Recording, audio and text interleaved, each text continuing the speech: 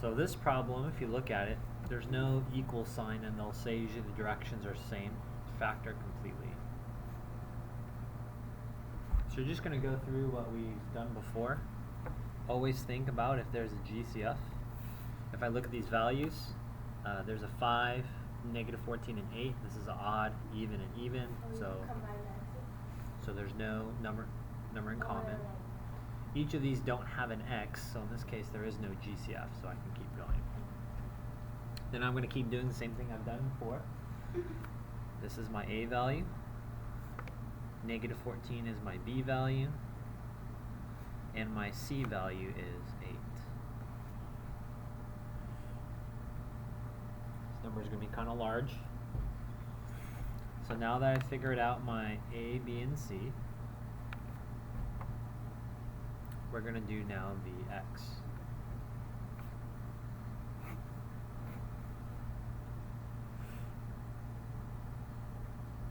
So if I think about it, A times C is going to be positive 40, and my B value, because always at the bottom, is negative 14.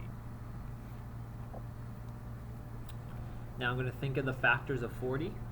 I'm going to put the larger number on the left, so 40 times 1, 20 times 2, 4 times 10, and 8 times 5.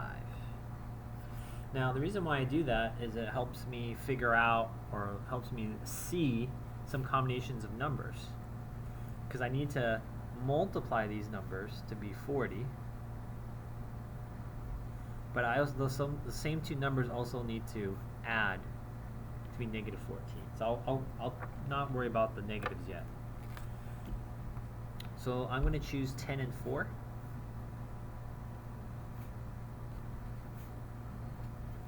Well, to get a negative number, these both have to be negative. So negative 10 plus negative 4 equals a negative 14. But negative 10 times a negative 4 equals a positive 40. Okay, so now we are going to do the box. So let's do that.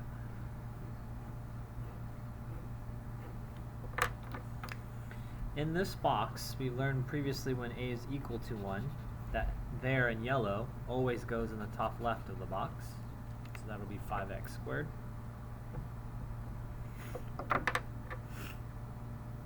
Your C value always goes in the bottom right.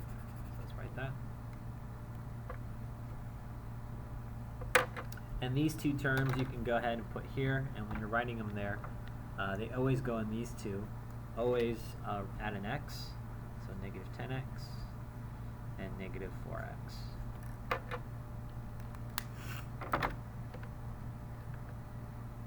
Okay, this is just like a multiplication tables, but it's just reversed. We have what's inside the box, and we're trying to find those on the outside. So this will be a x and an x. But I have a 5 here. So I have to think about, should I put the 5 to the left or 5 to the top? Well, if I put the 5 on the left, 5 goes into 5, but 5 cannot go into a 4. Or 5 times something can't equal a 4. It'll be a fraction. If I put the 5 up here, 5 can go into 5, and 5 can go into 10. 5 is essentially, 5x is the greatest common factor of 5x squared and minus 10x. So 5x times x gives me 5x squared. I need a number up here that'll multiply times x. That'll be negative 4. Negative 4 times x gives me negative 4x. And you can just think of it going the other direction, right? Taking this apart into its factors. Here I'm going to put a minus 2, because negative 2 times 5x gives me negative 10x. And negative 2 times negative 4 gives me positive 8. So when I factor this, I can write this, x minus 2, 5x minus 4. Remember, as you're writing these binomials, they call them, you can switch the order of these, so you could put 5x minus 4 first and x minus 2 first. Now you have a quadratic equation or quadratic function in factored form.